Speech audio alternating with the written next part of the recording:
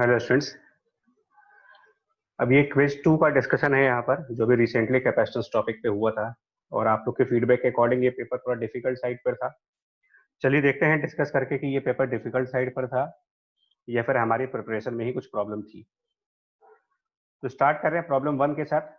ठीक है, प्रॉब्लम 1 का डिस्कशन देखेंगे अगर। तो प्रॉब्लम 1 के अकॉर्डिंग, जो ये प्रॉब्लम 1 है इसके अकॉर्डिंग अगर आप चलते हो तो प्रॉब्लम 1 में ये कहा जा रहा है कि आपके पास दो प्लेट्स हैं, दो प्लेट्स पैरेलल प्लेट्स हैं। मान लो यहाँ पर एक प्लेट है और एक और प्लेट यहाँ पर है। There are two parallel plates. ठीक है, उसमें से एक प्लेट पर प्लस क्यू का चार्ज है और एक प्लेट पर माइनस क्यू का चार्ज है, राइट। और in this case the electric field between them is E. So obviously this electric field will be from positive charge towards the negative charge, and if you find this electric field by the Gauss law, you will find Q over A epsilon 0. Then as per the statement in this question,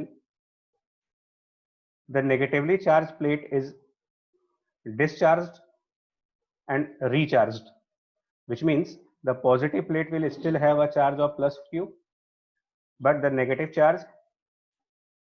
plate is recharged and now its charge is 4Q. So now you have plus 4Q here. So here if you follow the distribution of charge which we have discussed in the classroom, plus Q and plus 4Q, you can distribute the charges, and the distribution of charge will be as follows: 2.5Q on this side, 2.5Q on this side, and then 1.5Q on this side and minus of 1.5Q on this side as per the distribution of charge. So now the electric field will be from the positive surface to the negative surface in this direction, and let's say this electric field is E dash, which according to the Gauss law will be 1.5Q divided by A epsilon 0, and you can replace Q by A epsilon 0 with the previous electric field E, and so E dash will be 1.5 times of E. That's the answer. So answer for this question will be A. Second question. Moving to the second question now. What was the second question?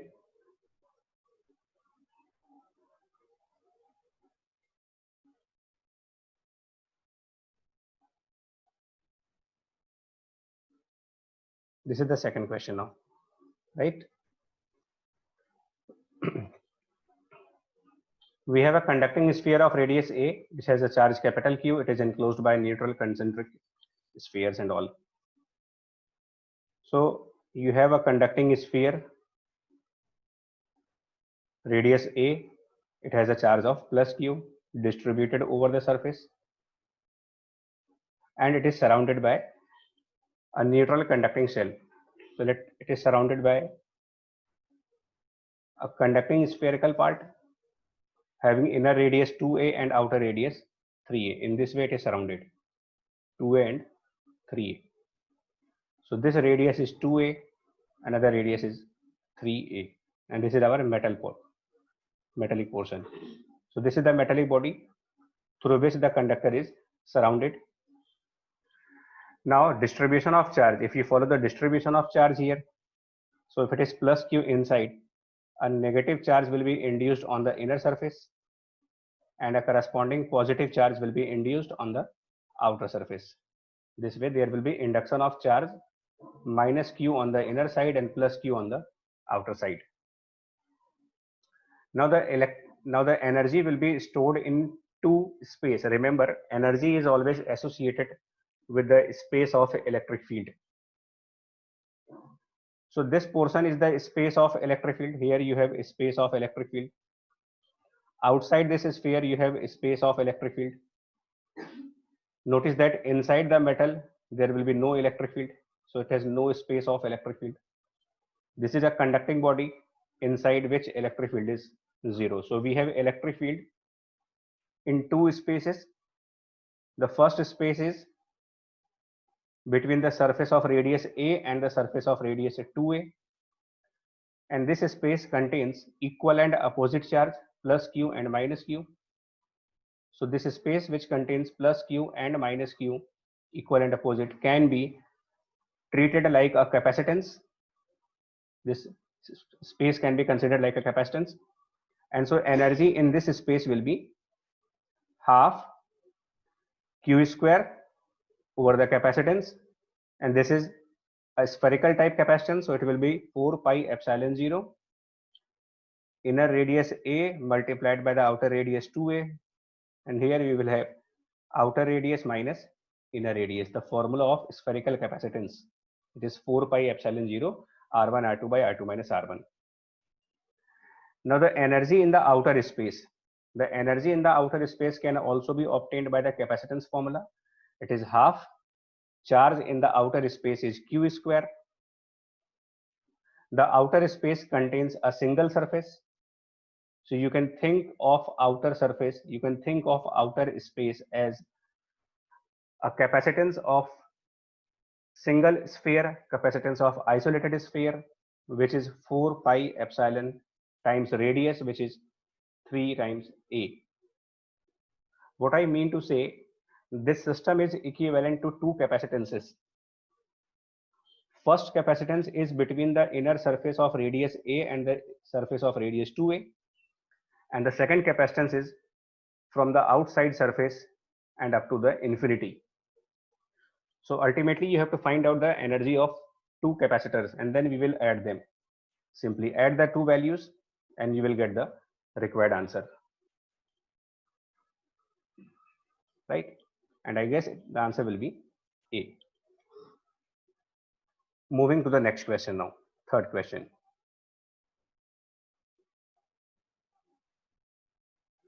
Now the third question. Here we have two plates. As you can see in the figure, we have two plates, plus 4q and minus q, and they are placed in the external electric field, right? And this electric field is given capital Q over 2 times A epsilon 0. First of all, remember, if you have a conducting plate, ठीक है, concept देखो इसका, अगर हमारे पास कोई एक conducting plate है जिसपे कुछ कैपिटल Q चार्ज है, ठीक है, या Q नॉट चार्ज है, and we have a conducting plate, then the electric field by the conducting plate is given as, अगर आप इलेक्ट्रिक फील्ड निकालो इसकी वजह से, electric field by this conducting plate, then you can see that electric field by the conducting plate will be Q naught over 2a epsilon 0. This is a very basic concept, that electric field by conducting plate is given by capital Q naught upon 2a epsilon 0, where capital Q naught is the charge on conducting plate. And यहाँ पर एक और concept है, ये जो concept क्या कहता है कि electric field by the conducting plate, even अगर इसका चार्ज दोनों साइड पर डिफरेंट अमाउंट से डिस्ट्रीब्यूट होगा तो भी आप इसी फॉर्मूले से निकालते हो। ये स्पेशलिटी है कंडक्टिंग प्लेट के इलेक्ट्रिक फील्ड की, कि उसका इलेक्ट्रिक फील्ड उसकी सरफेसेस के चार्ज डिस्ट्रीब्यूशन पर डिपेंड नहीं करता कि लेफ्ट साइड पर ज्यादा चार्ज है या राइट साइड पर ज्यादा चार्ज है, या दोनों तरफ बराबर चार्ज है। तो electric field by the conducting plate इतना होगा। आपको एक एक्सटर्नल इलेक्ट्रिक फील्ड यहाँ पे दिया हुआ है, तो you can think of the source of this external electric field to be a conducting plate. ये जो एक्सटर्नल इलेक्ट्रिक फील्ड है, डेफिनेटली यहाँ पर कोई ना कोई एक सोर्स होगा, कोई ना कोई सोर्स तो होगा ना, जिसकी वजह से ये इलेक्ट्रिक फील्ड बन रही होगी। तो we can think of that source to be in the form of conducting plate, because the electric field expression given to you matches with the expression of electric field by the conducting plate. That means the problem can be now simplified as, you can simplify this problem. And how can you simplify this problem? We have two plates as given in this question. Now think of the third plate. Think of a third plate which is the source of given electric field. Now you have plus 4q charge here, minus q here, and this third plate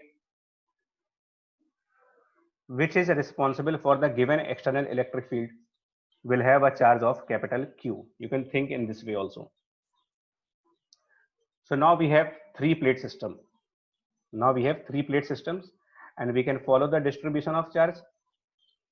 So the distribution of charge for this 3-plate system will be Q plus 4Q, and this is minus Q.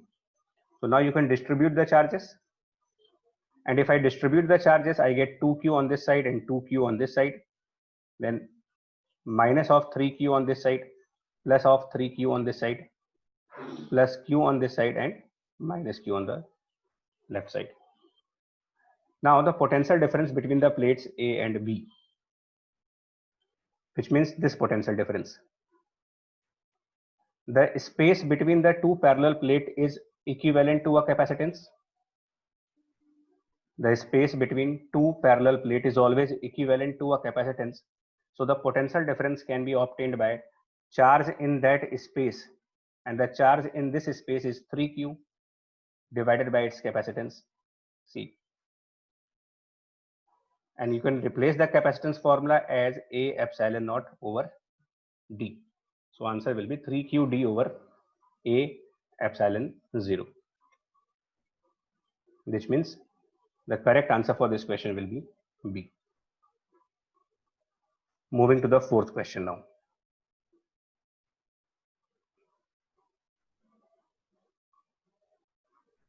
Fourth question. ठीक है, इसमें क्या है आपके पास? Here we have three system, three parallel plates. One is having a plus Q charge, other is having a minus Q charge. Here it is minus Q, here it is plus Q charge as given in this question. And the third plate C with a charge Q is now introduced. So this third plate, earlier there was no third plate, but now we introduce this third plate which has a charge of plus Q, right? So distribution of charge कैसे करोगे? Plus Q, and now you have minus Q. So total charge plus Q, 2Q, and minus Q again plus Q. And as per the distribution rule, 0.5Q will be on this side, 0.5Q on this side, plus Q is total charge. So 0.5Q यहाँ पर आएगा, minus 0.5Q यहाँ पर होगा. Total ये plus Q है, तो 0.5Q यहाँ पर होगा, एंड देन यहाँ पर माइनस ऑफ 0.5Q हो जाएगा.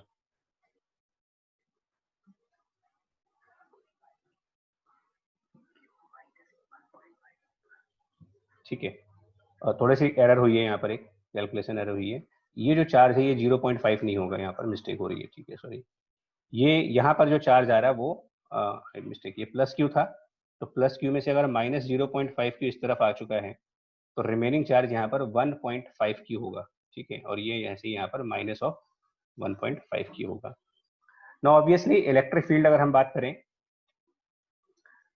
तो यहाँ पर पोटेंशियल डिफरेंस, मैंने कहा ना अभी पिछले एग्जांपल में कि the space between two parallel plate is similar to a capacitance. So potential difference Q upon capacitance से निकाल सकते हो.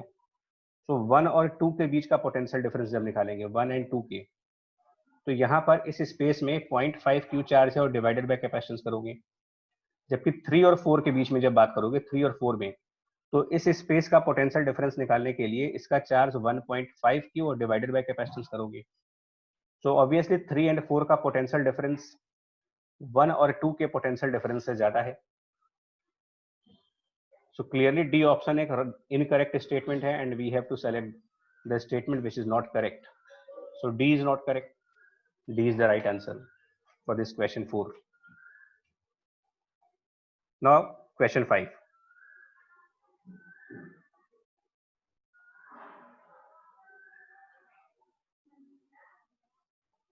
Question number 5. ठीक है, इसमें देखो क्या है. इसके अंदर ये प्लस Q और माइनस 4Q नाम के ये दो चार्जेस दे रखे हैं आपको. उसके बाद A और B को ज्वाइन करेंगे. तो ज्वाइन करने से पहले और ज्वाइन करने के बाद के डायग्राम्स देखिएगा. तो ज्वाइन करने से पहले का डायग्राम आपके सामने है, और ज्वाइन करने के बाद क्या सिचुएशन होगी वो भी देख ले. कि जब आप इन दोनों को ज्वाइन कर दोगे, ये दोनों कंडक्टर आपस में ज्वाइन हो जाएंगे. उसके बाद बट पहले प्लस Q, तो यहाँ इनर साइड पर प्लस Q चार्ज है, इसके सामने वाली साइड पर माइनस Q चार्ज होगा, एंड देन इसके आउटर वाली साइड पर माइनस ऑफ 3Q चार्ज होगा. इनको ज्वाइन करेंगे तो यहाँ पर पोटेंशियल डिफरेंस 0 हो जाएगा. पोटेंशियल डिफरेंस 0 होने का मतलब ये जो चार्ज था ये ट्रांसफर कर जाएगा, यानी अब आपके पास यहाँ पर 0 चार्ज है और यहाँ पर भी 0 चार्ज है, जबकि आउटर स्पेस का चार्ज -3q रहेगा बाय कंजर्वेशन ऑफ चार्ज, क्योंकि टोटल चार्ज इस पूरे सिस्टम के पास जो है, टोटल चार्ज देखो आप +q और -4q, यानी कि टोटल चार्ज पूरे सिस्टम का -3q है, सो टोटल चार्ज तो कंजर्व रहेगा। बट ये जो इनसाइड चार्ज है, जो पहले +q और -q थे, वो इनसाइड चार्जेस अब 0 हो चुके हैं। अगेन द सेम लॉजिक, ये जो स्पेस है, space between the two concentric sphere, this space is like a capacitor. Remember, बार बार देखो इसी कंसेप्ट को लगा रहे हो, space between two parallel plate is like a capacitor, the space between two concentric spheres is like a capacitor. So it is like a capacitor which was having a charge of +q is now having a charge of 0. So क्या energy रही होगी इस space की? जो initial energy निकालोगे तो initial energy will be Q² divided by 2, और capacitance इस स्पेस का स्फेरिकल वाले फॉर्मूले से, तो it is 4πε0 R1 R2 which is R into 2R divided by 2R minus R, ये स्पेस में होगा, एंड फाइनली इस वाले स्पेस में एनर्जी 0 हो जाएगी। तो आप ये लॉस निकाल दो, U initial minus U final, and this is the heat loss. तो ये आंसर आ जाएगा आपका इस क्वेश्चन के हिसाब से। ठीक है, यहाँ पर ये R1 R2 bye R2 minus R1 का फॉर्मूला लगा रहे हैं हम लोग, और इसके हिसाब से हम लोग इजीली सॉल्व कर सकते हैं इस वैल्यू को कितना आएगा ये। तो आई गेस कि ये वैल्यू बी ऑप्शन आ जाएगी इसकी, आप चेक कर लीजिएगा, ऑप्शन बी इसका सही हो जाएगा। ठीक है, चलिए नेक्स्ट क्वेश्चन पे आते हैं, 6th क्वेश्चन की तरफ। क्वेश्चन नंबर 6 जो है वो तो आप कॉम्बिनेशन ऑफ कैपेसिटेंस के थ्रू देखो कि अगर ये मेरा ए और ये बी पॉइंट है, ठीक है, मैं यहाँ पर कोई पॉइंट नाम दूं, अगर देखो सपोज ये मेरा पॉइंट डी है, तो ये पॉइंट भी आप डी कह सकते हो, बिकॉज यहाँ से यहाँ तक कोई पोटेंशियल डिफरेंस नहीं मिलेगा आपको। ठीक है, इसको आप डी पॉइंट नाम दे सकते हो, और अगर मैं इसको कोई ई पॉइंट का नाम दे दूं तो आप इसको भी ई पॉइंट कह सकते हो, बिकॉज यहाँ पर भी कोई पोटेंशियल डिफरेंस नहीं है। तो अगर आप देखोगे तो ये जो 17 वाला कैपेसिटेंस है, ये ए से डी तक कनेक्टेड है, ये 17 ए से डी तक कनेक्टेड है, और ये वाला 13 भी ए से डी कनेक्टेड है। ठीक है, तो ये दोनों पैरेलल में माने जाएंगे। 17 और 13 जो है, 17 एंड 13 ये पैरेलल में मान सकते हो, बिकॉज ये दोनों के दोनों ए और डी के बीच में कनेक्टेड है। सिमिलरली ये जो 5 वाला कैपेसिटेंस है, जो डी और ई के बीच में है, 5 वाला, ये डी और ई के बीच में जा रहा है, यहाँ पर ई और ई, सॉरी 5, ये जो कैपेसिटेंस 1 एंड 1 देख रहे हैं ना, ये 1 और 1, ये वाला 1 और ये वाला 1, ये बी से ई तक कनेक्टेड है, और ये वाला भी बी से ई कनेक्टेड है। तो ये जो 1 एंड 1 है, ये दोनों पैरेलल में मानेंगे, पैरेलल में, क्योंकि ये दोनों के दोनों बी और ई के बीच में कनेक्टेड है। तो पहले इतना सिंप्लीफाई कर लें यार, इसको सिंप्लीफाई कर लो, पॉइंट ए, ठीक है, और ये जो 17 वाला कैपेसिटेंस है, यहाँ पर आप 30 का कैपेसिटेंस लगा सकते हो पैरेलल की वजह से, ये 30 हो जाएगा। ठीक है, ये पॉइंट डी आ गया मेरा। अब ये कैपेसिटर हटा दिया, क्योंकि इसको हम लोगों ने इक्विवेलेंट में एडजस्ट कर दिया है, इस कैपेसिटेंस को इक्विवेलेंट में एडजस्ट कर दिया है। ठीक है, ये पॉइंट डी हो गया, फिर यहाँ से डी वाला पॉइंट, और फिर यहाँ पर ये आपका 5 वाला कैपेसिटेंस, फिर आप पॉइंट ई की तरफ आ गए, फिर ई से बी की तरफ आपने कैपेसिटेंस को 2 कर दिया, ई से बी की तरफ, और ये 1 वाला एडजस्ट हो गया उसके अंदर। ठीक है जी, ये 1 वाला एडजस्ट हो गया, और फिर हमारा ए से ई की तरफ एक कैपेसिटेंस है जिसकी वैल्यू 6 है, ए से ई की तरफ, ये वाला। उसके अलावा क्या कैपेसिटेंसेस है हमारे पास?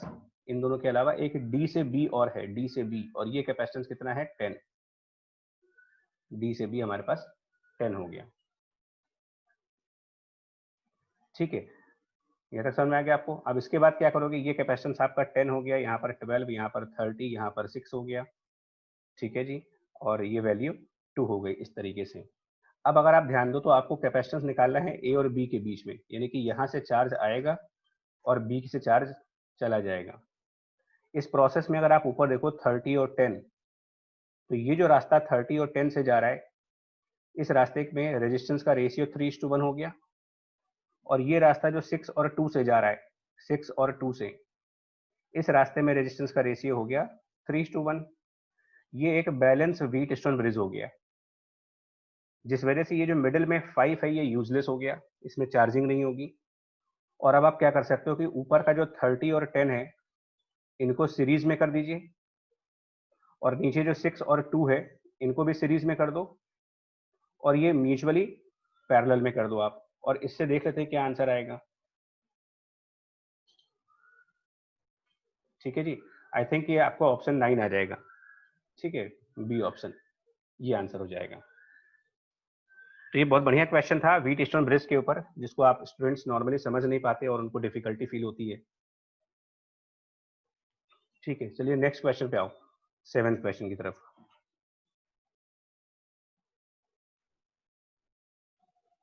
नाउ 7th क्वेश्चन जो है उसमें 3 long concentric conducting cylindrical shells हैं जिनकी रेडियाई r, 2r और 3r हैं, एंड इनके outer shells, inner and outer shells are connected. तो मैं इसका क्रॉस सेक्शनल व्यू दिखा देता हूँ आपको।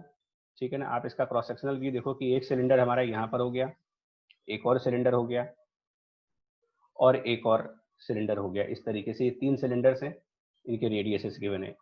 आप थोड़ा सा सेपरेटली व्यू देखना चाहो तो इस तरीके से ये सिलेंडर्स होंगे जो अंदर की तरफ एक्सटेंडेड होंगे, मान लें इस टाइप से, दे आर सिलिंड्रिकल सर्फेसेस। थोड़ा सा आप इस तरीके से मान सकते हो कि ये सिलिंड्रिकल सर्फेसेस है। तो होगा क्या, again the same logic, space between the two conducting surfaces will be the capacitance number 1, and space between the second and third surface will be the capacitance number 2. So ultimately we have two capacitances where the C2 capacitance and this C1 capacitance are connected as per the statement in the question, कि inner cylinder को और बाहर वाले cylinder को आपने join कर रखा है, और मिडिल वाली सरफेस एक कॉमन सरफेस है। तो अगर हम इस सर्किट को रीड्रॉ करना चाहें तो एक हमारे पास C1 कैपेसिटेंस हो गया, फिर हमारे पास एक C2 कैपेसिटेंस हो गया। ठीक है जी, इस तरीके से कैपेसिटेंस हो गया, और C1 कैपेसिटेंस जो है वो आप इसको सरफेस A नाम दे दो, इसको सरफेस B नाम दे दो, और इसको सरफेस C नाम दे दो। तो C1 कैपेसिटेंस हमारा सरफेस A और सरफेस B के बीच में है, C2 कैपेसिटेंस हमारा सरफेस B और सरफेस C के बीच में है, और सरफेस C और सरफेस A आपस में कनेक्टेड भी हैं। यहाँ तक हो जाएगा। अब C1 C2 आप सिलिंड्रिकल कैपेसिटेंस फॉर्मूले से लाओगे तो C1 की value 2 pi epsilon not L over ln R2 by R1, वो 2 हो जाएगा, और C2 capacitance 2 pi epsilon not L divided by ln R2 by R1 जब वहां पे लगाओगे तो उसके लिए 2√2R डिवाइडेड बाय 2R करोगे, ये आई थिंक √2 हो जाएगा। लेकिन आपको कैपेसिटेंस निकालनी कहां पर है? सो कैपेसिटेंस अक्रॉस द मिडिल और इनर सेल्स। मिडिल और इनर का मतलब हुआ, मिडिल का मतलब B और इनर का मतलब A, यानी कि बैटरी हमको A और B के बीच में लगानी है। तो जब हम बैटरी A और B के बीच में लगाएंगे तो ये जो कैपेसिटर का C वाला पॉइंट है ये, फिर आप आराम से कह सकते हो कि ये दोनों पैरेलल कॉम्बिनेशन में आ जाएंगे। तो हमारा टोटल आंसर बन जाएगा C1 plus C2 effective capacitance, यानी इन दोनों का समेशन, और इसके थ्रू आपका आंसर आ जाएगा इसमें।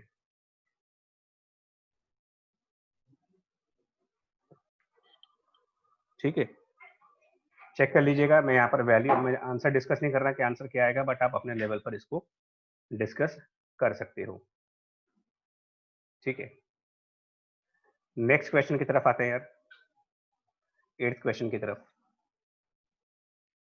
तो ये 8th क्वेश्चन जो है, अगर इसकी हम ध्यान दें तो इसमें क्या कहना चाह रहे हैं वो, ये थोड़ा इजी क्वेश्चन भी है कि कैपेसिटर है जिसके अंदर 60 मिली कूलम चार्ज स्टोर है when connected across a battery, और उसके बाद उसमें डाइलेक्ट्रिक फिल कर दिया गया और 120 माइक्रोकूलम चार्ज फ्लो कर गया बैटरी से। ठीक है, तो यहाँ पर क्या है कि पहले जो कैपेसिटेंस C है मान लो, और वो एक बैटरी से कनेक्टेड है, तो यहाँ पर चार्ज कितना आएगा? इनिशियल चार्ज अगर आप देखो तो इनिशियल चार्ज हो जाएगा CV। अब आप उसने उसमें डाई इलेक्ट्रिक फिल कर दिया,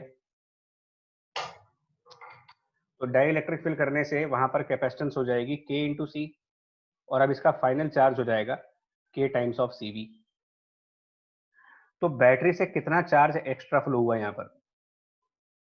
एक्स्ट्रा चार्ज तो आप Q final minus Q initial करोगे ना, तो वो वैल्यू हो जाएगी के माइनस 1 CV। और इस क्वेश्चन में इसकी वैल्यू आपको 120 दे रखी है। और जो पहले वाला चार्ज है यानी कि CV, इसकी वैल्यू 60 दे रखी है। तो CV की वैल्यू 60 है, उधर की वैल्यू 120 है। मेरे ख्याल से इसको सिंप्लीफाई करके K की वैल्यू 3 आ जाएगी डायरेक्टली। तो ऑप्शन सी इसका सही हो जाएगा। ठीक है, ये हो गया इसका थर्ड क्वेश्चन का आंसर। नेक्स्ट क्वेश्चन पे आते हैं, क्वेश्चन 9 पे।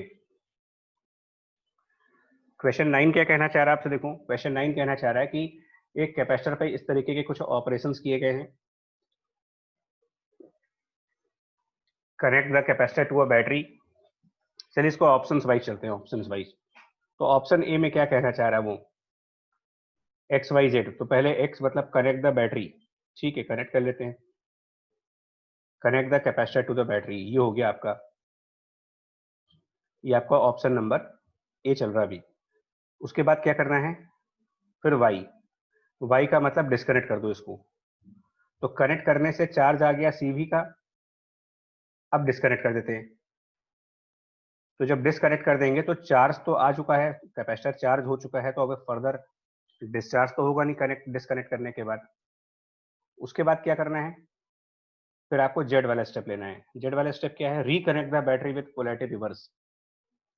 यानी कि फिर से इस कैपेसिटर को उसी बैटरी से कनेक्ट करना है, लेकिन उस बैटरी की पोलैरिटी अब चेंज कर देनी है। माइनस प्लस इंटरचेंज हो जाएंगे उसके, इधर प्लस इधर माइनस। अब कैपेसिटर के बारे में आपसे कहा गया था कि कैपेसिटर की जब चार्जिंग होती है तो उसका पास्ट हिस्ट्री उसमें इंपॉर्टेंट नहीं है। आप जब इसको बैटरी से लगाओगे तो फाइनली इधर प्लस सीवी हो जाएगा और इधर माइनस सीवी हो जाएगा, बट ये फाइनल होगा। The final charge on capacitor is independent of the initial charge. अब आप इसको एनालाइज करो, क्या हुआ यहाँ पर। कैपेसिटर की जो लेफ्ट प्लेट थी, लेफ्ट प्लेट, वहां पर चार्ज प्लस सीवी था। और या फिर राइट प्लेट, राइट प्लेट पर चार्ज क्या है, माइनस सीवी। और राइट प्लेट का चार्ज अब प्लस सीवी हो गया। तो अगर ये माइनस सीवी से प्लस सीवी हो रहा है, इसका मतलब बैटरी से जो चार्ज निकला होगा वो 2 CV निकला होगा। बिकॉज माइनस सीवी में जब आप प्लस 2 CV ऐड करोगे तभी आपको प्लस सीवी वैल्यू मिलेगी। तो यहाँ पर प्लस सीवी आने का मतलब बैटरी से 2 CV का चार्ज आया। और जब बैटरी से चार्ज आया तो बैटरी ने वर्क भी किया होगा, वर्क डन बाय बैटरी भी होगा, 2CV²। ठीक है, और ये गया कहां पर, बिकॉज हीट लॉस का हमारा जो फॉर्मूला है वो है work done by battery minus change in the energy of capacitor. Capacitor की एनर्जी तो चेंज हुई नहीं, क्योंकि कैपेसिटर में अमाउंट ऑफ चार्ज तो उतना ही है ना जितना चार्ज यहाँ पर है। भाई एनर्जी ऑफ कैपेसिटर जब आप निकालते हो तो वो तो Q² डिवाइडेड बाई 2C है। तो यहाँ पर Q का स्क्वायर है। तो अगर हमारा Q का साइन चेंज भी हो जाता है, माइनस से वो प्लस हो जाता है, तो भी स्क्वायर होने के बाद आपका सेम आंसर आएगा, यानी कि डेल्टा UC 0 है। तो जो भी वर्क डन बाय बैटरी है वो हीट लॉस है। जबकि यहाँ पर कह रहे हैं कि no thermal energy is developed. तो पहला ही स्टेटमेंट इनकरेक्ट है। तो हम लोग लकी हैं कि हमें आगे नहीं जाना पड़ेगा, क्योंकि सिंगल करेक्ट क्वेश्चन है। तो यही मेरा आंसर हो जाएगा।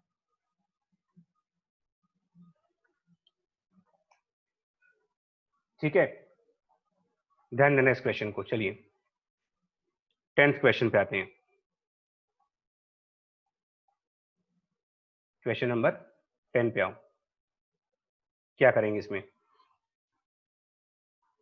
कैपेसिटर, ध्यान से देख लो क्या कहा है, capacitor is charged and disconnected from the source. तो चार्ज करने के बाद डिस्कनेक्ट कर रहे हो, तो प्लस क्यू माइनस क्यू तो आ चुका है, बैटरी अब डिस्कनेक्टेड है, चार्ज हो चुका है ये। इसके बाद अगर आप प्लेट्स आर ड्रॉन अपार्ट, मतलब प्लेट्स को दूर दूर कर रहे हैं, ठीक है, यानी कि अगर यहाँ पर ये सेपरेशन डी है तो हमने क्या किया, प्लेट्स के बीच का डिस्टेंस बढ़ा दिया, यानी ये डी डैश डिस्टेंस कर दी जो डी से ज्यादा हो गई। बट क्योंकि बैटरी डिस्कनेक्टेड है तो चार्ज तो चेंज होगा नहीं। और जब आप प्लेट सेपरेशन बढ़ाओगे तो कैपेसिटेंस रिड्यूस कर जाएगी, बिकॉज वो प्लेट सेपरेशन के इनवर्सली प्रोपोर्शनल है। और जब कैपेसिटेंस रिड्यूस कर जाएगी तो पोटेंशियल डिफरेंस जो कि रेशियो है चार्ज अपॉन कैपेसिटेंस का, तो क्यू क्योंकि कांस्टेंट है, और अगर डिनोमिनेटर में से कैपेसिटेंस की वैल्यू डाउन हो रही है तो इसका मतलब कि पोटेंशियल डिफरेंस यहाँ पर बढ़ रहा होगा। ठीक है जी, the potential difference will increase. तो ये स्टेटमेंट सही है, लेकिन हमको इनकरेक्ट स्टेटमेंट चाहिए, यहाँ पर ध्यान देना है, इसमें भी इनकरेक्ट स्टेटमेंट चाहिए। तो ऑप मतलब ये स्टेटमेंट सही है, बट ये मेरा आंसर नहीं होगा, बिकॉज मुझे इनकरेक्ट आंसर चाहिए। ठीक है जी। अब यहां पर क्या कह रहे हैं, D option, the electric intensity between the plates remains constant during the drawing apart of plates, कि प्लेट्स को दूर करने पर इलेक्ट्रिक फील्ड चेंज नहीं होगी। क्यों नहीं होगी भाई? Electric field between the plates का फॉर्मूला क्या है, Q divided by A epsilon 0। तो Q तो कांस्टेंट है ना, ये प्लेट सेपरेशन पे डिपेंड ही नहीं करता। इलेक्ट्रिक फील्ड का प्लेट सेपरेशन से कोई मतलब नहीं है, और इसीलिए इट विल रिमेन कांस्टेंट, यानी ये करेक्ट स्टेटमेंट है। तो ये करेक्ट स्टेटमेंट है, हमें इनकरेक्ट स्टेटमेंट ढूंढना है। ये करेक्ट स्टेटमेंट हो गया, तो इसका मतलब इनकरेक्ट स्टेटमेंट या तो बी है या फिर सी है। अब वो क्या कह रहे हैं, उसके बाद हम लोग को बैटरी को फिर से कनेक्ट करना है, प्लेट सेपरेशन बढ़ाने के बाद बैटरी को फिर से लगाना है यहाँ पर। ठीक है, तो प्लेट सेपरेशन बढ़ चुकी है और वापस बैटरी लगाते हैं। क्या हो गया इस केस में, देखो अब आपके पास कैपेसिटेंस पहले से कम है, तो यहाँ पर जो चार्ज होगा कैपेसिटर का, बिकॉज इसकी कैपेसिटी कम हो चुकी है, तो अब इसका जो चार्ज प्लस क्यू डैश होगा वो कम हो जाएगा, क्यू से कम हो जाएगा, because charge capacitance into potential difference करोगे तो उतना ही पोटेंशियल डिफरेंस अब रिड्यूस कैपेसिटेंस के ऊपर है। रिड्यूस कैपेसिटेंस तो चार्ज रिड्यूस कर गया, यानी कि कुछ चार्ज बैटरी में वापस चला जाएगा, थोड़ा सा चार्ज बैटरी में रिटर्न कर जाएगा। तो charge from the capacitor flows into the source, ये भी करेक्ट स्टेटमेंट हो गया। तो अब इनकरेक्ट स्टेटमेंट क्या बचा आपके पास, obviously D, sorry C option, ये इनकरेक्ट स्टेटमेंट है, यही आपका आंसर हो गया इस क्वेश्चन का। ठीक है, चलिए 11th क्वेश्चन पे आते हैं। यह है 11th क्वेश्चन। नाउ दो पैरेलल प्लेट्स हैं, +4Q +6Q। अब potential difference between P1 P2 पूछा है, तो इसमें चार्ज डिस्ट्रीब्यूट करना पड़ेगा पहले। तो डिस्ट्रीब्यूशन करोगे तो ये 5Q और ये 5Q, यहाँ पर -Q और यहाँ पर +Q। अगेन वही स्टेटमेंट दूंगा मैं कि space between plates is a capacitor, और अगर ये कैपेसिटर है तो आप पोटेंशियल डिफरेंस आसानी से निकाल सकते हो सिंपली। चार्ज Q, इसमें अंदर वाले स्पेस का चार्ज लेंगे बिकॉज ये पोर्शन कैपेसिटेंस है, तो charge on capacitance capital Q को मान सकते हो, और डिवाइडेड बाय कैपेसिटेंस करोगे और कैपेसिटेंस की value A epsilon bye D कर दो, तो ये आ गया पोटेंशियल डिफरेंस। और इलेक्ट्रिक फील्ड इधर से इधर है, पॉजिटिव सरफेस से नेगेटिव सरफेस की तरफ, और इलेक्ट्रिक फील्ड हाई से लो पोटेंशियल होता है। तो P2 का पोटेंशियल हाई है और P1 का पोटेंशियल लो है। तो अगर P1 माइनस P2 की बात कर रहे हैं तो ये ऑब्वियस है कि आपको लो वैल्यू में से अगर हाई वैल्यू माइनस करनी है तो नेगेटिव में आंसर आना चाहिए। तो आंसर माइनस में होना चाहिए और QD/A एप्सिलॉन होना चाहिए, मतलब बी ऑप्शन। ठीक है, ठीक है। देखो अब आगे देखो, इसी से रिलेटेड आपका 12th क्वेश्चन भी है। इसमें क्या कह रहे हैं कि in the above problem if plates P1 and P2 are connected by the thin wire the amount of heat produced. वापस आओ भाई, जब P1 P2 को ज्वाइन कर दोगे, ठीक है ना, P1 P2 अगर मेरे ज्वाइन हो गए तो क्या हो जाएगा इससे, P1 P2 जैसे ही आप ज्वाइन करोगे, इनकी ज्वाइनिंग करते ही क्या होगा, ये दोनों चार्ज आपस में कैंसिल कर जाएंगे, +Q और -Q के बीच मारपीट हो जाएगी और ये जीरो हो जाएंगी, यानी कि कैपेसिटर डिस्चार्ज हो गया। तो जब कैपेसिटर डिस्चार्ज हो गया तो इसके अंदर जो एनर्जी थी, कितनी एनर्जी थी, Q² डिवाइडेड बाय 2C, ये पूरी एनर्जी हीट में चली जाएगी। यही आपका अगला क्वेश्चन का आंसर है। ठीक है, यही आपका आंसर है नेक्स्ट क्वेश्चन का, ध्यान दो क्या कहना चाह रहे हैं यहाँ पर, कि जब P1 P2 ज्वाइन हो जाएंगे तो अमाउंट ऑफ हीट प्रोड्यूस्ड वो Q²/2C के बराबर हो जाएगा, एंड डी ऑप्शन आ जाएगा, नन ऑफ दीज वाला ऑप्शन। ठीक है, 12th क्वेश्चन। चलिए 13th क्वेश्चन पे आते हैं। 13th वाले क्वेश्चन में इसका कंसेप्ट देख लो पहले क्या होगा, है ना। इसका कंसेप्ट अगर डिस्कस करें तो कंसेप्ट क्या है जानते हो? कंसेप्ट ये है, आपको ये बड़ा फेमस कंसेप्ट है और ये आगे कुछ कई सारे क्वेश्चंस में यूज होगा।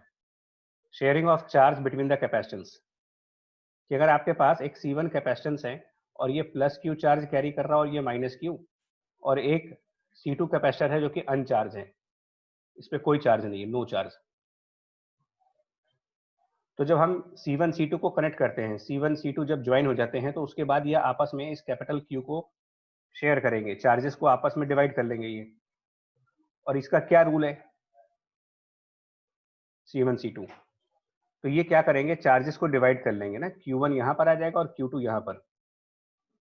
और शेयरिंग ऑफ चार्ज हमेशा इस केसेस में, ऐसे केसेस में जहां पर एक कैपेसिटर अनचार्ज है और दूसरा कैपेसिटर चार्ज है, स्टेटमेंट ध्यान सुनिएगा, एक कैपेसिटर जहां पर पहले से चार्ज है और दूसरा कैपेसिटर जो अनचार्ज है, उन केसेस में अगर हम बात करेंगे तो शेयरिंग ऑफ चार्ज होती है।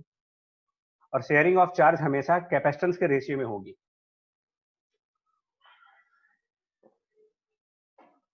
ठीक है।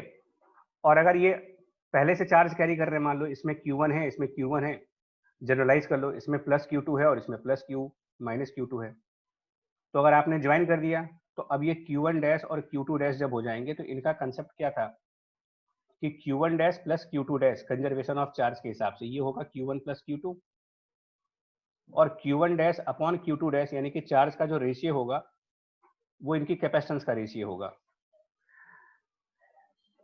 अब देखो इसको यहाँ पर कैसे करोगे, ये जो कैपेसिटर है इसमें चार्ज डिस्ट्रीब्यूट करो, यहाँ पर Q चार्ज है, यहाँ 2Q चार्ज है, यहाँ पर 0 चार्ज है, तो चार्ज कैसे डिस्ट्रीब्यूट होगा, 1.5 Q यहाँ पर, 1.5 Q यहाँ पर। अंदर वाली साइड पे चार्ज डिस्ट्रीब्यूट कर सकते हैं, तो ये अंदर वाली साइड का चार्ज आएगा माइनस में 0.5 Q, इतना ही चार्ज यहाँ प्लस में आ जाएगा। ये 1.5 Q है तो इसके अंदर वाली साइड का चार्ज हो जाएगा माइनस 1.5 Q। अब आप इसको C1 कैपेसिटेंस मान लो, इसको C2 कैपेसिटेंस मान लो, तो क्या सिचुएशन हुई हमारे पास कि हमारे पास एक C1 कैपेसिटेंस है और फिर हमारे पास एक C2 कैपेसिटेंस है। ऐसे देखना है इसको, C1 कैपेसिटेंस में जो चार्ज है इसमें आउटर चार्जेस से कोई मतलब नहीं, आउटर चार्जेस को इग्नोर कर दीजिए, वो चेंज नहीं होंगे। कंजर्वेशन ऑफ चार्ज के हिसाब से आउटर चार्जेस कहीं चेंज नहीं होने वाले, तो हम सिर्फ इनर चार्जेस पे फोकस कर रहे हैं। C1 का इनर साइड का चार्ज कितना था, माइनस Q/2, और उसके सामने का चार्ज कितना है, प्लस Q/2। C2 के इनर साइड का चार्ज यानी कि लेफ्ट साइड, C2 की लेफ्ट साइड यानी यहाँ वाला चार्ज, ये है प्लस 1.5 Q यानी कि प्लस 3Q/2, और C2 के राइट साइड का चार्ज है माइनस ऑफ 3Q/2। इस तरीके से ये चार्जेस है यहाँ पर, ठीक है। आउटर चार्जेस से कोई मतलब नहीं है, और यहाँ पर ये स्विच ओपन है, इसका मतलब C1 C2 अभी आपस में कनेक्ट नहीं है। तो जब इनको कनेक्ट कर दोगे तो ये चार्ज की शेयरिंग कर लेंगे। अब टोटल चार्ज है कितना इनके पास, टोटल चार्ज कितना है इन कैपेसिटेंसेस के ऊपर, तो यहाँ पर प्लस Q/2 और यहाँ पर प्लस 3Q/2। इसको आप इस एग्जांपल देखना कि अगर आप दो कैपेसिटर्स हैं और दोनों की पॉजिटिव प्लेट आपस में कनेक्ट करो, दोनों के पॉजिटिव प्लेट आपस में कनेक्ट कर दो और दोनों के नेगेटिव प्लेट आपस में कनेक्ट कर दो, तो कंजर्वेशन ऑफ चार्ज और रेशियो ऑफ चार्ज, ये दो फंडामेंटल्स लगाओ। यहां भी वही हो रहा है, दोनों की पॉजिटिव प्लेट आपस में कनेक्टेड है और स्विच बंद करने से आप उनके नेगेटिव प्लेट्स को भी आपस में कनेक्ट कर दोगे। तो ये जो टोटल चार्ज यहाँ पर 2Q देख रहे हो, टोटल चार्ज 2Q, ये इनकी कैपेसिटेंस के हिसाब से बढ़ जाएगा, डिवाइड हो जाएगा। अब कैपेसिटेंस क्या है इनकी, तो कैपेसिटेंस अगर हम देखें यानी कि फाइनली देखो, अगर मैं ये मान लूँ ना कि फाइनली C1 कैपेसिटर के पास हमारे पास Q1 चार्ज होगा और C2 कैपेसिटेंस के बाद Q2, तो Q1 प्लस Q2 जो होगा वो तो आपका 2Q होगा, और Q1 बाय Q2 वो C1 बाय C2 होगा। अब कैपेसिटेंस सेपरेशन के इनवर्स होता है प्लेट डिस्टेंस के इनवर्स प्रोपोर्शन में, तो कैपेसिटेंस C1 जो है वो D डिस्टेंस की वजह से है और कैपेसिटेंस C2 2D डिस्टेंस की वजह से है, तो ये रेशियो 2 आ जाएगा। 2 आने का मतलब 2:1 आ जाएगा। इसका मतलब टोटल चार्ज जो 2Q था, अब 2Q/3, Q1 की वैल्यू बन जाएगी 2Q/3 और Q2 की वैल्यू बन जाएगी 4Q/3।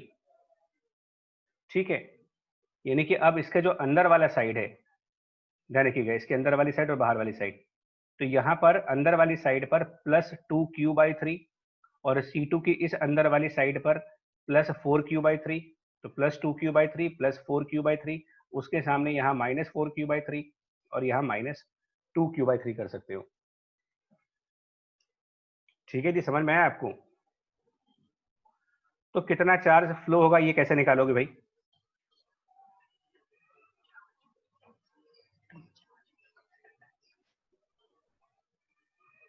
ठीक है बच्चा, देखो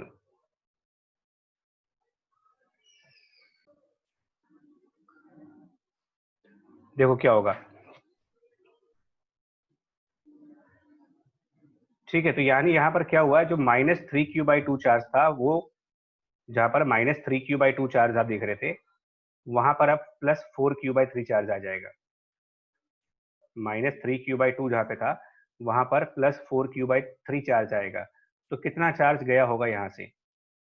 4q/3 minus -2q/3, sorry 3q/2। तो ये वैल्यू हो जाएगी आई थिंक कि 6, और एलसीएम ले लेंगे जब, तो ये 8q प्लस 9q, कुछ इस तरीके से होगा, 17q/6 के आसपास आंसर आ जाएगा। ठीक है, कैलकुलेशन चेक करना, हो सकता है कुछ कैलकुलेशन एरर हुई हो। ठीक है, इसको कैलकुलेशन चेक करते हैं क्या होगा यहाँ पर।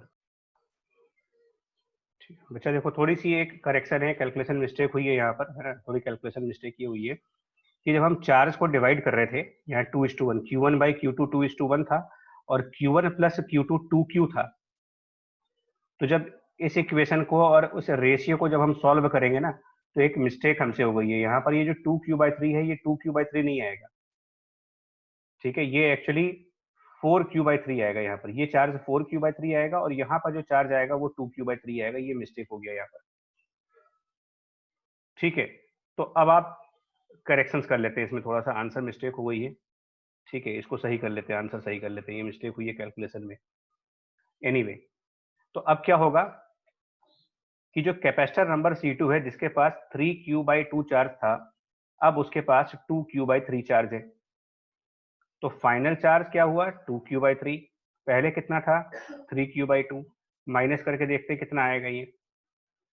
ठीक है ना, कैपेसिटर नंबर 2 की बात कर रहा हूँ, कैपेसिटर नंबर 2 के इस पॉजिटिव प्लेट की बात करो, इस पॉजिटिव प्लेट की। तो इस पॉजिटिव प्लेट पर पहले 3q/2 चार्ज था, अब इसके पॉजिटिव प्लेट पर 2q/3 चार्ज है। तो जब हम इसको माइनस कर रहे हैं, तो ये हमारा आंसर आ रहा है -5q/6। इसका मतलब क्या है कि बाद में इस पॉजिटिव प्लेट पर कम चार्ज है, पहले इस पॉजिटिव प्लेट पर ज्यादा चार्ज था, अब कम हो गया। तो कम होने का मतलब यहाँ से कुछ चार्ज निकल गया होगा, और जब यहाँ से चार्ज निकला होगा तो बट ऑब्वियस है कि वही चार्ज इस स्विच के थ्रू होता हुआ ट्रांसफर हुआ होगा।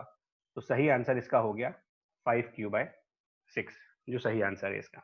ठीक है, चलिए नेक्स्ट क्वेश्चन की तरफ आते हैं।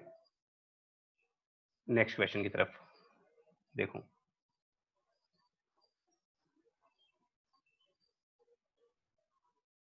14th question. क्या करना चाहिए इस 14th क्वेश्चन भाई? फिर सेम कंसेप्ट है, शेयरिंग ऑफ चार्ज के ऊपर ये भी है। ठीक है जी, शेयरिंग ऑफ चार्ज के ऊपर ही है। अभी जो पीछे कंसेप्ट था वही कंसेप्ट यहाँ लगाओ। क्या करोगे? कैपेसिटर सी है, उसके पास क्यू चार्ज है, +q -q। इसको किससे कनेक्ट करना है तुम्हें? पहले स्टेप में इसको कनेक्ट करना है तुमको 2c वाले के साथ। ठीक है, कर देते हैं। और 2c वाला अनचार्ज है, तो जब कनेक्ट कर देंगे तो ये चार्ज डिवाइड हो जाएगा 1 और 2 के रेशियो में, यानी q/3 चार्ज यहाँ पर आ जाएगा और 2q/3 चार्ज यहाँ पर आ जाएगा। अब उस 2c कैपेसिटेंस को अब उस 2c कैपेसिटेंस को आप एक इनफाइनाइट कैपेसिटेंस से कनेक्ट कर दोगे। तो 2c कैपेसिटेंस जब इनफाइनाइट कैपेसिटेंस से कनेक्ट होगा, तो वो इस 2q/3 चार्ज को शेयर करेंगे। ये चार्ज अब शेयर हो जाएगा यहाँ पर, इसकी शेयरिंग हो जाएगी किसके बीच में? 2:∞ के रेशियो में, 2:∞ रेशियो। और जब आप 2:∞ का रेशियो लगा के देखोगे, है ना, कि अगर यहाँ पर Q1 चार्ज आए और यहाँ पर Q2 चार्ज आए, तो Q1 + Q2 वो तो हो जाएगा आपके लिए 2q/3। लेकिन जो इसका रेशियो बनेगा Q1/Q2 का, वो हो जाएगा 2/∞। इसका मतलब Q1 0 हो जाएगा, यानी 2C कैपेसिटर डिस्चार्ज हो गया। ठीक है, और ये पूरा आपका प्रोसेस 1 हुआ। अब इसको हमने सेकंड टाइम आएंगे, जब दूसरी बार आओगे सेकंड टाइम, तो सेकंड टाइम जब आओगे तो कैपेसिटर सी तो ऑलरेडी Q/3 हो चुका है ना। यानी दूसरी बार जब आप स्टार्ट करोगे तो कैपेसिटर सी Q/3 से स्टार्ट होगा, और फिर इसके साथ जब 2C कैपेसिटर आएगा, ध्यान रखो 2C कैपेसिटर डिस्चार्ज हो चुका है, तो 2C कैपेसिटर तो डिस्चार्ज होकर के आ रहा है, नो चार्ज के साथ है, बट कैपेसिटर सी Q/3 के साथ हो रहा है, तो जब इनको कनेक्ट करेंगे तो Q/3 शेयर किया जाएगा, और जब Q/3 की शेयरिंग हो जाएगी इन दो कैपेसिटर्स के बीच में, इन दो कैपेसिटर्स के बीच में 1:2 के रेशियो में शेयरिंग कर देंगे। 1:2 रेशियो में जब शेयर करोगे तो ये Q/9 का चार्ज रिसीव कर लेगा और ये 2Q/9 का चार्ज रिसीव कर लेगा, यानी कि आपके कैपेसिटर सी के पास अब Q/9 हो गया। तो पहले प्रोसेस के बाद उसके पास Q/3 है, दूसरे प्रोसेस के बाद वहां Q/9 है, तो इसको जनरलाइज करोगे तो ये Q/3n हो जाएगा। ये इसका आंसर हो जाएगा शेयरिंग ऑफ चार्ज के हिसाब से, ए ऑप्शन। ठीक है, इसको देखिएगा, आप ट्राई करिएगा, हो जाएगा आंसर। मूव करते हैं नेक्स्ट क्वेश्चन की तरफ। Question 15। Question 15 variable capacitance, variable dielectric का क्वेश्चन है। तो इसमें यह है कि यहाँ पर एक प्लेट है ना, इस तरीके से एक प्लेट है, एक प्लेट यहाँ पर है, दो प्लेट्स हैं पैरेलल प्लेट्स के, और इनके बीच में जो डाइलेक्ट्रिक है वो हमारा ऐसे करके डाइलेक्ट्रिक भरा जाएगा। तो वो डाइलेक्ट्रिक फंक्शन दिया गया है कुछ एक्स का। तो इसको सॉल्व करने के लिए क्या कर सकते हो आप एक डिफरेंशियल स्ट्रिप मान लो, लेफ्ट साइड से x डिस्टेंस पे जा करके और dx की स्ट्रिप मान लेंगे, और इस dx स्ट्रिप का कैपेसिटेंस अगर dc मान लें तो ये a एप्सिलॉन नॉट, वहां का जो डाइलेक्ट्रिक कांस्टेंट होगा वो b into sec of pi Y divided by 2d a epsilon k divided by, okay, इन्होंने यहाँ पर डिस्टेंस y चूज कर रखा है, तो जिसको मैंने x लिखा है ना वो एक्चुअल में मुझे y करना पड़ेगा, बिकॉज क्वेश्चन के हिसाब से ये डिस्टेंस y है। तो ठीक है, हम लोग करेक्शन कर लेते हैं उसका, कि ये y हो जाएगा और ये dy हो जाएगा, तो अकॉर्डिंगली यहाँ पर एडजस्ट कर देंगे। तो ये a epsilon k divided by distance, तो डिस्टेंस आप ये लोगे बिकॉज आप कैपेसिटेंस इन दो पॉइंट्स के बीच में निकाल रहे हो, तो इन दोनों पॉइंट्स के बीच का सेपरेशन हम dy पुट करेंगे यहाँ पर, dy, ये हो जाएगी डीसी की वैल्यू। इस तरीके से एक अगला स्ट्रिप लोगे, फिर ऐसे अगला स्ट्रिप लोगे, फिर ऐसे स्ट्रिप लोगे, तो ये सारे स्ट्रिप्स सीरीज कॉम्बिनेशन में कनेक्टेड मान सकते हो। और जब ये सारे स्ट्रिप्स सीरीज कॉम्बिनेशन में है तो 1/c इफेक्टिव जो होता है वो 1/c1 प्लस 1/c2 यानी सिग्मा ऑफ 1/ci करते हो, उसकी जगह पर हम इंटीग्रेशन ऑफ 1/dc कर देंगे, इंटीग्रेशन ऑफ 1/dc। तो उससे dy ऊपर चला जाएगा न्यूमरेटर साइड पर, और ये a एप्सिलॉन b, और यहाँ पर ये जो सेक है वो बाद में आप इसको ट्रिग्नोमेट्री से कन्वर्ट कर लीजिएगा, तो ये ऊपर कॉस में चला जाएगा, और फिर ये इंटीग्रेट होगा जिसमें y की लिमिट 0 से लेकर के d तक पुट की जाएगी, और अकॉर्डिंगली इसका आंसर आ जाएगा। ठीक है, तो ये 15 क्वेश्चन है, इस तरीके से कर सकते थे। चलिए मूव कर रहे हैं 16th क्वेश्चन की तरफ। ठीक है, पेपर ऑलमोस्ट एंड होने वाला है। 16th क्वेश्चन, ठीक है, देखो क्या होगा ये। इसमें भी क्या कहा गया है, देखो कि दो कंसेंट्रिक स्फीयर्स हैं, ठीक है, और पहले ये स्विच ओपन है, तो इस फिगर को थोड़ा सा मैग्नीफाइड फॉर्म में देखा जाए, किस तरीके से चार्ज होगा। इसमें बाहर वाला Q है और अंदर वाला न्यूट्रल है, पहले की बात कर रहे हैं, बिफोर वाली। तो बिफोर वाले में क्वेश्चन के हिसाब से कहा जा रहा है कि अंदर वाला स्फीयर न्यूट्रल है, यानी यहाँ पर 0 चार्ज है, इसके सामने भी 0 होगा और प्लस Q चार्ज यहाँ पर होगा क्वेश्चन के हिसाब से, बिकॉज आउटर सेल्स के पास एक प्लस Q चार्ज है। ये स्टेटस पहले का है, तो इस केस में कैपेसिटेंस क्या हो जाएगी, ये पहले वाला है, और बाद वाला स्टेटस क्या होगा, बाद वाले स्टेटस में अंदर वाला स्फीयर जो है वो ग्राउंडेड हो गया, अंदर वाला स्फीयर ग्राउंडेड हो गया, यानी यहाँ पर पोटेंशियल 0 हो गया। तो एक चीज देखो, आपको तो इनकरेक्ट स्टेटमेंट चाहिए, ऑप्शन नंबर बी तो सही है, ये potential on the inner sphere becomes zero, सही है, ये करेक्ट स्टेटमेंट है। तो इसको हम लोग, करेक्ट स्टेटमेंट है मतलब हमारा आंसर नहीं है ये। उसके बाद potential of inner sphere is equal to that of the outer sphere, जब स्विच ओपन है, ऑब्वियसली 0 0 है यहाँ पर। क्या होगा 0 0 का मतलब यहाँ पर इलेक्ट्रिक फील्ड नहीं है, और जब इलेक्ट्रिक फील्ड नहीं है तो ये पूरा आपका इक्वी पोटेंशियल स्पेस होगा,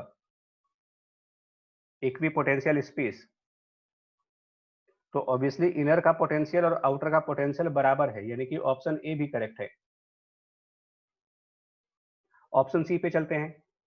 जब स्विच बंद हो जाएगा तो charge attend by the inner sphere -q/3 होगा। देख लेते हैं कैसे होगा। यदि मान लेते हैं यहाँ पर q डैश चार्ज आ गया और आउटर सेल के पास अभी भी +q चार्ज होगा, तो अब आप जब पोटेंशियल इनर वाले का निकालोगे, पोटेंशियल ऑफ द इनर, तो वो k q डैश अपॉन उसका रेडियस r, और सुपरपोजिशन थ्योरम लगाओगे, पोटेंशियल इनर सरफेस पे जो होगा वो इसके खुद के चार्ज की वजह से और बाहर वाले सरफेस की वजह से भी आएगा, तो k times capital Q divided by 3r।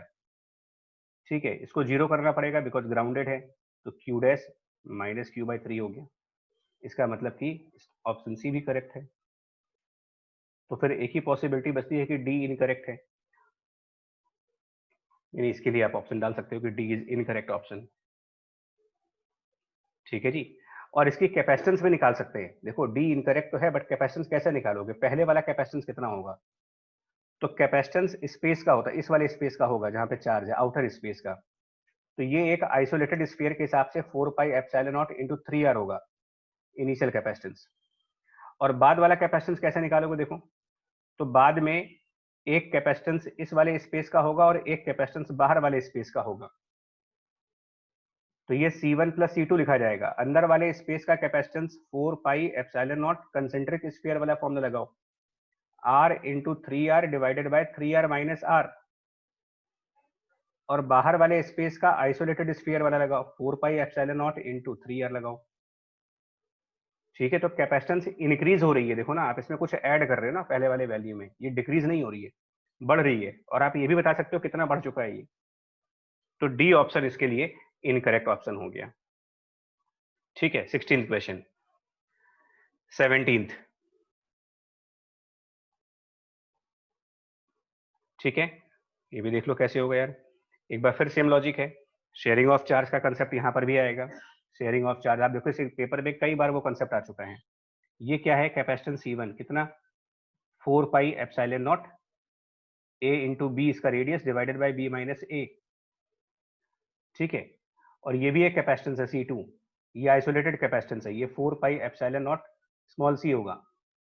तो अगर आप ये वैल्यू चेक करोगे ना, a into B upon A minus B, और ये, तो आप इसके थ्रू पता लगाओ C1/C2 क्या बनेगा। रेशियो जब फाइंड करोगे C1/C2 का, a की वैल्यू 1 है, b की वैल्यू 2 है, ठीक है जी, और c की वैल्यू 1 है। तो अगर आप चेक करोगे तो आई गेस कि ये रेशियो 2:1 का आएगा। और पहले किसके पास चार्ज है? C2 के पास कोई चार्ज नहीं है, नो चार्ज। C1 के पास कितना चार्ज है? 30 माइक्रोकूलम। जैसे ही स्विच कनेक्ट होगा, ये दोनों कैपेसिटर चार्ज को शेयर करेंगे 2:1 के रेशियो में। तो 30 माइक्रोकूलम को अगर आप 2 और 1 के रेशियो में डिवाइड करते हो, तो 20 माइक्रोकूलम और 10 माइक्रोकूलम, ये दो रेशियो जाएंगे, तो 10 वाला चला जाएगा C2 के पास, शेयरिंग ऑफ चार्ज कंसेप्ट से। तो इसका आंसर यही हो गया। ठीक है, charge on the sphere of radius C आ गया, 10 माइक्रोकूलम आंसर है, यही इसका आंसर भी है। ठीक है, इस कंसेप्ट को ध्यान रखो, शेयरिंग ऑफ चार्ज वाला कंसेप्ट कई बार यूज होता है, जेई में भी यूज होता है। ठीक है, नेक्स्ट पे आते हैं, क्वेश्चन 18 पे। ठीक है, जल्दी से इसको भी देख लेते हैं कैसे होगा ये। क्वेश्चन नंबर 18 जो है, ये एक लैडर सर्किट का क्वेश्चन है, जैसे कि आप देख सकते हो। तो इसमें आपको ये पता है कि जो सी इक्विवेलेंट निकालते हो, है ना, इसको क्लास में डिस्कस किया गया है कि let C effective equal to कुछ एक्स मान लेते हैं, और उसके बाद ये कहा गया था कि अगर आप इतना पोर्शन हटा देते हो इसमें से, तो ये पोर्शन भी सिमिलर टू द ओरिजिनल है, तो इसका भी इफेक्टिव, इसकी भी इफेक्टिव कैपेसिटेंस आप उतनी ही मान सकते हो जितनी पहले के बराबर थी। तो यानी कि इस सर्किट को हम ऐसे कर सकते हैं, 3 माइक्रोफेरेड यहाँ पर, 4 माइक्रोफेरेड यहाँ पर, और उसके आगे का जो कैपेसिटेंस है उसका इफेक्टिव वैल्यू x मान ली, तो यहाँ पर x लगा देंगे। ठीक है, अब ओवरऑल भी x आएगा। तो अब क्या करोगे, ध्यान रखना है यहाँ पर भी जो इफेक्टिव है वो इक्वल टू x है, ये सी इफेक्टिव इक्वल टू x होना चाहिए। तो ये दोनों आपके पैरेलल में हैं, 4 प्लस एक्स इंटू 3 और अपॉन 4 प्लस एक्स प्लस 3 यानी कि 7 प्लस एक्स, ये कुल मिलाकर के आपका इफेक्टिव आएगा। और ये इफेक्टिव वैल्यू x के इक्वल होनी चाहिए। क्वाड्रेटिक इक्वेशन बनती है, इसको सॉल्व करके आपका x आता है 2 माइक्रोफैरेड, यानी कि 2 माइक्रोफैरेड कैपेसिटेंस आएगी इसकी, इनफाइनाइट लैडर कंसेप्ट से जो क्लासरूम में डिस्कस हुआ है। ठीक है जी, क्लासरूम में डिस्कस हो चुका है ये इनफाइनाइट लैडर सर्किट्स को कैसे डील किया जाएगा। तो अब जब 2 माइक्रोफैरेड आ गया, तो अब आप जरा ओरिजिनल सर्किट पे आ जाओ। ओरिजिनल सर्किट में क्या होगा, अगर 2 माइक्रोफैरेड कैपेसिटेंस है और 12 वोल्ट की बैटरी है, तो 24 माइक्रोकूलम्ब चार्ज जाएगा। 24 माइक्रोकूलम्ब इस ब्रांच में भी आएगा, जिसके बाद वो 24 माइक्रोकूलम्ब आगे इस तरफ और इस तरफ स्प्लिट करेगा। यहां पर मान लेते हैं Q1 चार्ज आएगा और आगे Q2 चार्ज जाएगा। तो अब जरा ध्यान देना, आप पहले वाले 3 माइक्रोफैरेड कैपेसिटेंस के पास, पहले वाले 3 माइक्रोफैरेड कैपेसिटेंस से 24 माइक्रोकूलम्ब चार्ज निकला। उसके बाद आगे वाला जो 4 माइक्रोफैरेड कैपेसिटेंस है उसकी तरफ Q1 चार्ज चला गया, और ये जो चार्ज Q2 जा रहा है आगे, इसके आगे कितना कैपेसिटेंस है, इसके आगे ओवरऑल कितनी कैपेसिटेंस लगी हुई है। ठीक है ना, अगर आप देखो तो ये जो Q2 कैपेसिटेंस है, ये जिस ब्रांच की तरफ एंटर कर रहा है, ये जिस ब्रांच में जा रहा है, उस ब्रांच के आगे का जो इफेक्टिव कैपेसिटेंस है वो भी तो 2 माइक्रोफैरेड होगा ना, यानी इसके आगे भी आप 2 माइक्रोफैरेड कैपेसिटेंस कह सकते हो इफेक्टिवली। तो ये जो Q1 Q2 है, इनका डिवीजन कैसे होगा, Q1 प्लस Q2 की वैल्यू तो हो जाएगी 24 माइक्रोकूलम्ब, और इनका डिवीजन यानी कि Q2 बाई Q1, ये कैपेसिटेंस के हिसाब से 2/4 यानी 1/2। तो जब इसको सिंप्लीफाई करोगे 1/2 करके, तो आपको Q2 की एक वैल्यू मिल जाएगी। Q2 की वैल्यू मिल जाएगी यहां से 8 माइक्रोकूलम, विच मीन्स कि जितना चार्ज यहां पर आएगा, 24 आ रहा है उसमें से 8 माइक्रोकूलम आगे जाएगा, यानी कि इसका 1/3 चार्ज आगे फ्लो करेगा। ठीक है, और ये पैटर्न बन जाएगा यहां पर। तो 24 माइक्रोकूलम यहां पर आया, उसका 1/3 यानी कि 8 माइक्रोकूलम आगे गया, फिर उसका 1/3 यानी कि 8/3 आगे जाएगा, फिर उसका 1/3। तो आप 1/3 करते चले जाइए, आगे के चार्ज मिलते जाएंगे। तो P और Q के बीच में, P और Q के बीच में क्या पोटेंशियल डिफरेंस होगा, तो P और Q के बीच में जो चार्ज है वो 8/3 है, 8/3, और वहां पर कैपेसिटेंस कितनी है, 3। Q/C करके पोटेंशियल डिफरेंस आएगा, और वो आएगा 8/9 वोल्ट। ये इसका आंसर है क्वेश्चन 18 का। ठीक है, नेक्स्ट पे आते हैं, क्वेश्चन 19 की तरफ। इसमें क्या है, 3 आइडेंटिकल मेटल स्फीयर से ABC, sphere A carries a +6, identical है ये, ठीक है ना, आइडेंटिकल। अब इसमें क्या करोगे, ए वाले स्फीयर के पास कितना चार्ज है, 6Q, बी वाले के पास कितना चार्ज है, -3Q, और सी वाले के पास कितना चार्ज है, 0। पहले किसको टच किया, ए और बी को। तो जब ए और बी टच हो गए, ठीक है ना, ए प्लस बी, ए और बी जब टच कर गए, उसके बाद क्या होगा, उसके बाद ए और बी के पास हाफ हाफ चार्ज होंगे, बिकॉज सेम कैपेसिटेंस है। तो ए और बी का टोटल चार्ज कितना है, 3Q। इसको डिवाइड कर देंगे तो ये 3Q/2 यहाँ पर और 3Q/2 यहाँ पर, बिकॉज कैपेसिटेंस सेम है, आइडेंटिकल है वो। और स्फीयर सी अभी भी 0 है। इसके बाद क्या कर रहे हो, सी और ए को टच कर रहे हैं। तो जब सी और ए को टच करेंगे तो ये फिर से हाफ हाफ हो जाएंगे, यानी कि अब हमारे पास ए बी सी पे चार्ज कितने होंगे, देखो सी और ए पे चार्ज कितना है 3q/2 और 0, उसका हाफ कर दो 3q/4 यहाँ पर, 3q/4 यहाँ पर, और बी वाले के पास ऑलरेडी 3q/2 है। और लास्ट में क्या कर रहे हैं हम लोग, बी और सी को टच कर रहे हैं। तो जब बी और सी को टच करेंगे तो फिर चार्ज की शेयरिंग हो जाएगी।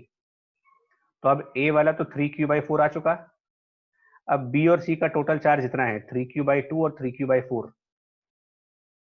तो 3q/2 और 3q/4 अगर आप देखो तो टोटल वैल्यू क्या हो जाएगी यहाँ पर 9q/4, और वो आधा आधा करेंगे ना, हाफ हाफ कर देंगे, तो 9q/8 यहाँ पर और 9q/8 यहाँ पर, इस तरीके से चार्ज आ जाएगा इसका। ये फाइनल क्वेश्चन हो गया 19th। ठीक है, चलिए 20th क्वेश्चन की तरफ आते हैं जल्दी से। ये टाइम टेकिंग क्वेश्चन है, 20th क्वेश्चन जो है वो टाइम देगा। ठीक है, और इसके बाद जो 21st है, तो 20th क्वेश्चन पहले कर लेते हैं, देखो क्या होगा जल्दी से इसको भी। इसको हम पोटेंशियल मेथड से करना चाहेंगे। पोटेंशियल डिफरेंस निकालना ना मुझे ए और बी के बीच में, तो लेट पॉइंट बी का पोटेंशियल 0 मान लेते हैं, और पॉइंट ए का पोटेंशियल हम लोग कुछ मान लेते हैं कि ये वी आई होगा, इसको वी आई मान लो, ठीक है ना, और से एक्स मान लेते हैं, पॉइंट ए का पोटेंशियल एक्स मान लेते हैं। अब आप देखो यहाँ पर आप पोटेंशियल स्पेसिफाई कर सकते हो कैसे, ये 20 वोल्ट की बैटरी है, तो आप यहाँ पर x+20 कर सकते हो, बिकॉज नेगेटिव साइड का पोटेंशियल x है तो पॉजिटिव साइड x+20 हो गया। ठीक है, यहाँ पर x+20 हो जाएगा, ध्यान देना। इसके बाद क्या करेंगे हम लोग, यहाँ पर 0 है तो ये 20 वोल्ट बैटरी देखो बी के साइड पर, तो ये वाली वैल्यू +20 पे हो जाएगी, यहाँ पोटेंशियल +20 हो जाएगा। हम यहाँ पर कुछ अपने हिसाब से y मान लेते हैं, तो यहाँ पर पोटेंशियल y+20 होगा। अब अगर ये y+20 है तो यहाँ वाला जो पॉइंट आप देख रहे हो इस तरफ, बिकॉज ये 10 वोल्ट की बैटरी है, तो अगर इधर y+20 है पॉजिटिव साइड पे, तो नेगेटिव साइड में 10 लेस कर देंगे, तो ये पोटेंशियल हो जाएगा y+10। ठीक है, मैं इसको थोड़ा सा सही कर देता हूँ। यहाँ पर मैंने कहा था y+20 होगा, और यहाँ पर जो पोटेंशियल है वो y+10। ठीक है, ये हो जाएगा y+10। अब ये y+10 हो गया। अब इसके बाद यहाँ 20 वोल्ट की बैटरी देख लो आप, पॉजिटिव साइड अगर y+10 है तो इस 20 वोल्ट के बैटरी के दूसरे साइड जाओगे तो उसमें 20 लेस कर देंगे, यानी ये y-10 हो गया कुल मिलाकर के। तो इस तरीके से आपने सारे पॉइंट्स के पोटेंशियल डिफाइन कर लिए। अब जब सारे पॉइंट्स के पोटेंशियल डिफाइन कर लिए तो हम लोग एक आइसोलेटेड सिस्टम चूज करेंगे। आइसोलेटेड सिस्टम कैसे बनेगा वो देखो, हम लोग इस 5 माइक्रोफेरेड कैपेसिटर के अंदर वाले से जाते हुए इस 5 माइक्रोफेरेड को लेंगे, इस कैपेसिटर को मैं इसको सेपरेटली ड्रॉ कर देता हूँ। मेरा आइसोलेटेड सिस्टम कौन सा है, मैं इसको सेपरेटली ड्रॉ कर रहा हूँ। पॉइंट ए से आगे बढ़ो, ठीक है, तो ये जो कैपेसिटर एक लगा रखा है जिसकी वैल्यू 10 माइक्रोफेरेड है, एक कैपेसिटर पॉइंट ए से इधर की तरफ आ रहा है, ये 5 माइक्रोफेरेड कैपेसिटर पॉइंट ए की तरफ। एक कैपेसिटर हमारा इस पॉइंट से आगे बढ़ करके इधर की तरफ है, 10 माइक्रोफेरेड कैपेसिटर। ठीक है, एक ये हो गया, 3 कैपेसिटर्स हो गए हमारे, और चौथा कैपेसिटर जो इधर से आ रहा है आगे की साइड, ये 5 माइक्रोफेरेड कैपेसिटर। मतलब मैंने इस वाले 5 माइक्रोफेरेड को लिया है, इस 10 माइक्रोफेरेड को लिया है, इस 10 माइक्रोफेरेड को लिया है, और इस 5 को लिया है, इन चारों को लिया है। ठीक है, और इनके पोटेंशियल्स क्या है हमारे पास, तो यहाँ पर पोटेंशियल है y, यहाँ पर पोटेंशियल है x, यहाँ पर पोटेंशियल कितना है y+20, यहाँ पर पोटेंशियल कितना है x+20, और यहाँ पर पोटेंशियल कितना है y-10। और मेरा आइसोलेटेड सिस्टम ऐसे जाएगा, इस 5 माइक्रोफेरेड के अंदर से, फिर 10 माइक्रोफेरेड के अंदर से, फिर इस 10 के अंदर से, और फिर इस 5 के अंदर से होता हुआ हम बाहर की तरफ अपना आइसोलेटेड सिस्टम बना लेंगे। ठीक है, ये हमारा बाहर की तरफ आइसोलेटेड सिस्टम बन जाएगा। और इस आइसोलेटेड सिस्टम के लिए जब आप कंजर्वेशन ऑफ चार्ज की इक्वेशन बनाओगे तो आप क्या लिखोगे, x minus Y multiplied by 5, जो हम लोगों ने क्लास में डिस्कस किया है, प्लस x माइनस y+20, यानी कि x minus y-20 into 10 plus, ठीक है, एक इधर वाला हो गया, ये वाली प्लेट हो गई, ये वाली प्लेट हो गई। अब ये वाली प्लेट जो सिस्टम के अंदर है, तो इसमें क्या है, x plus 20 minus Y plus 20, यानी कि x माइनस वाई इंटू 10। और एक फिर ये वाली प्लेट जो अंदर है सिस्टम के अंदर, वो x प्लस 20, और उसके बाहर वाली प्लेट जो है वो y माइनस 10 पे है, तो माइनस वाई माइनस 10 यानी माइनस वाई प्लस 10 इंटू इसकी कैपेसिटेंस 5 और इक्वल टू 0। कुल मिलाकर के ऐसे करके आपकी एक पहली इक्वेशन बनेगी। अब आपको एक दूसरी इक्वेशन कौन सी बनानी है वो देखो। सेकंड इक्वेशन हम पॉइंट बी के साइड से बनाएंगे। पॉइंट बी के साइड से इधर एक कैपेसिटर है, पॉइंट बी के साइड से यहां पर एक कैपेसिटर है, उसके बाद ये कैपेसिटर जो इस तरफ नीचे की तरफ आ रहा है ऐसे, और फिर यहां से एक कैपेसिटर आगे जा रहा है। इस तरीके से ये 4 कैपेसिटर पॉइंट बी के साइड पर है। क्या क्या पोटेंशियल से इनके देख लो जल्दी से। पॉइंट बी का पोटेंशियल 0, आगे बढ़ने पर ये y प्लस 10 है। ठीक है, मैं थोड़ा सा स्पेस क्रिएट कर रहा हूँ यहाँ पर, इसको हटाते हैं। और ये हमारा y माइनस 10 वाला पॉइंट है, ये हमारा x प्लस 20 वाला पॉइंट है, और यहाँ पर प्लस 20 है। तो हमने कौन से प्लेट्स कैपेसिटर लिए देखो, हमने एक इस 10 माइक्रोफेरेड को चूज किया है, एक इस 5 माइक्रोफेरेड को चूज किया है, एक इधर वाले 10 माइक्रोफेरेड को चूज किया है, और एक कैपेसिटर हमने ये 3, और एक चौथा कैपेसिटर ये वाला 5 हो गया। ठीक है, ये हो गए, और हमारा आइसोलेटेड सिस्टम ये बनेगा।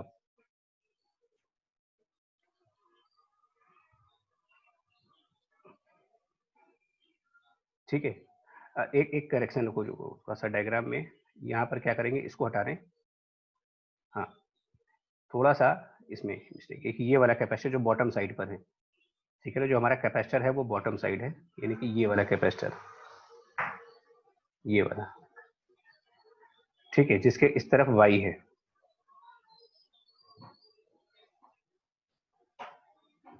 ये सॉरी, तो ये 4 कैपेसिटर हमने चूज किए, ये 4, ये 5 वाला, ये जिस पे टिक मार्क किया मैंने, ये टिक मार्क वाले 4 कैपेसिटर हैं।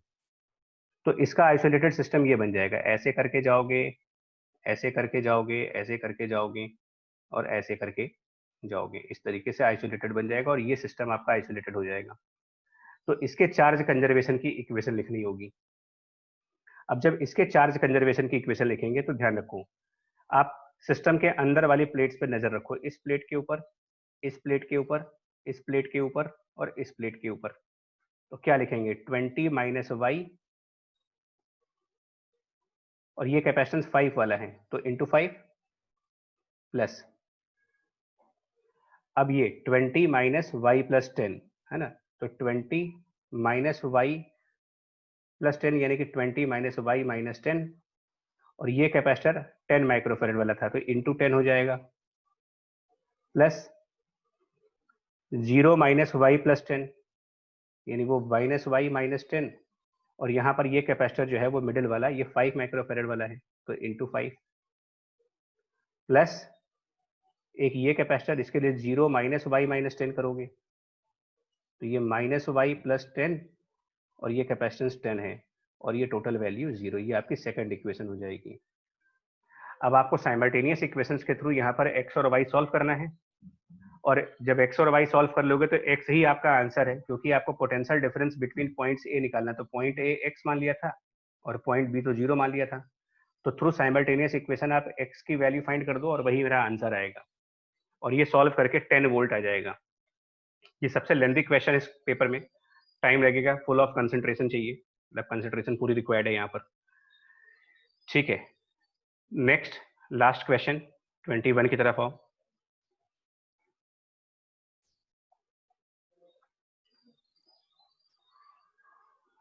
चलिए, ये 21 क्वेश्चन है, ये एक बार फिर से उसी पर है, शेयरिंग ऑफ चार्ज के ऊपर है। देखो कैसे, अगर हम ए और बी और बी और सी, अगर हम ये मान लें कि ये जो ए और बी है इनके बीच में कैपेसिटेंस सी है, तो नेचुरली बी और सी के बीच में कैपेसिटेंस 2c मानी जाएगी, बिकॉज प्लेट सेपरेशन हाफ है यहाँ पर। तो हम इसको 2 कैपेसिटर्स मान रहे हैं। ठीक है, हमारे पास ये 2 कैपेसिटर्स हो गए इस तरीके से। ठीक है, पहला कैपेसिटर प्लेट ए और बी के बीच में है, और दूसरा कैपेसिटर प्लेट बी और प्लेट सी के बीच में है। पहले क्या है, पहले यहाँ पर प्लस क्यू चार्ज है, यहाँ माइनस क्यू चार्ज है, और यहाँ पर कितना कितना चार्ज है, तो 0 0, कोई चार्ज ही नहीं है यहाँ पर। और इधर से ये स्विच खुला हुआ है, ऐसे मान लो इसको। और कैपेसिटेंस क्या है इनकी, तो यहाँ पर कैपेसिटेंस C है और यहाँ पर कैपेसिटेंस 2C है, ऐसे ऐसे इनकी कैपेसिटेंसेस हैं। तो जैसे ही स्विच बंद करेंगे ये फिर शेयरिंग ऑफ चार्ज पे आ जाएंगे। और किस तरीके से चार्ज शेयर होगा देख लो आप, ये दो कैपेसिटर्स हो गए, स्विच बंद हो गया, कैपेसिटेंस का ध्यान रखना, ये 2C कैपेसिटेंस है और ये C कैपेसिटेंस है, तो 2:1 कैपेसिटेंस का रेशियो 2:1। और चार्ज है कितना हमारे पास, Q। तो Q चार्ज को 2:1 रेशियो में जब डिवाइड करेंगे तो 2Q/3 चार्ज यहाँ पर और Q/3 चार्ज यहाँ पर। अब क्या करोगे, इनिशियल एनर्जी क्या थी कैपेसिटर्स की, तो इनिशियली हमारे पास ये 2C वाला कैपेसिटेंस चार्ज है, तो उसका चार्ज है Q² डिवाइडेड बाई 2 इंटू इसके 2C कैपेसिटेंस। और ये जो 2C कैपेसिटेंस है ये क्या होगा, A epsilon not divided by D होगा। तो यहां पर पुट करोगे A epsilon not by D। और फाइनल क्या होगा, फाइनल इस सर्किट से आएगा, तो फाइनल विल बी ये जो C कैपेसिटेंस है ये A epsilon not divided by 2D है। तो चार्ज है वहां पर Q/3 उसका स्क्वायर डिवाइडेड बाय 2, और वहां पर कैपेसिटेंस है A epsilon not by 2D, plus दूसरे कैपेसिटर के पास 2Q/3 चार्ज है डिवाइडेड बाय 2, और ये A epsilon not divided by D capacitance है। और उसके बाद जब आप U initial minus U final करोगे, U initial minus U final, तो यही चीज हीट लॉस होगी, जिसको सिंप्लीफाई करने पर आंसर जो बनता है वो Q² D divided by 6 epsilon not A होता है।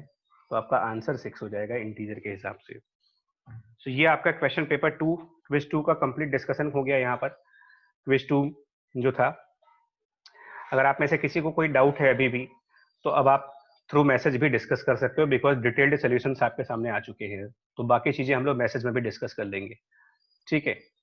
चलिए।